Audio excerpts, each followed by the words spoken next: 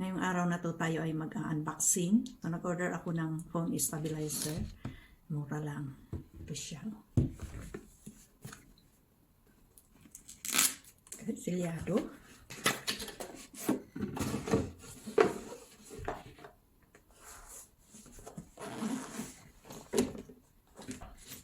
So, sa packet, yung kanyang light, manual,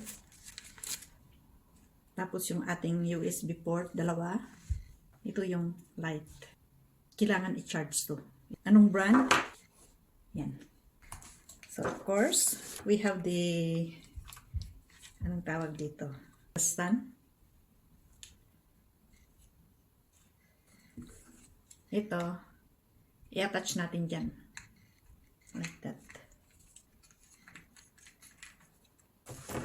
Like that. And then we have the extension stick. Ito, karamihan, ito ginagamit pag nasa labas ka. Gaano ba kahaba to? Pwede pa ba yan? So, paano to gamitin? So, I think ito. Ito, ikukunik dyan. Tapos ito, ifo-fold mo ulit siya. And then, pwedeng ikunik dito. Mahaba, no?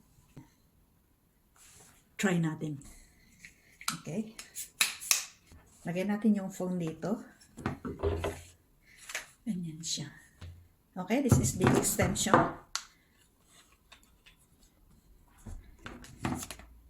Lagay natin dito. This is the stand. And, pwedeng ganyan. So, how are we going to on this one? Power. No, di ba? Gumalaw siya. Ngayon,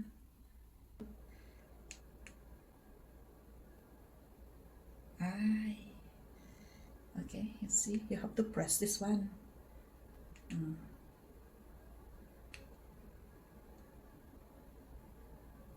You see? Kuray ito. Hindi niya ako sinusundan. Oh. Ay, bakit wala siyang face recognition? Dapat pag gumalaw ako meron. Anyway, hahanapin natin. So, meron siyang focus, zoom in, zoom out. Pero, yung face recognition, kung lumalayo ka, sinusundan ka niya. Hanapin natin. Phone stabilizer, ito yung ginagamit para hindi magalaw ang ating pagtitake ng video. Tapno nga maulaw ti agbuy-buya, hindi sila mahihilo pag pinapanood video natin. Ngayon ko lang din nalaman na meron palang ganito.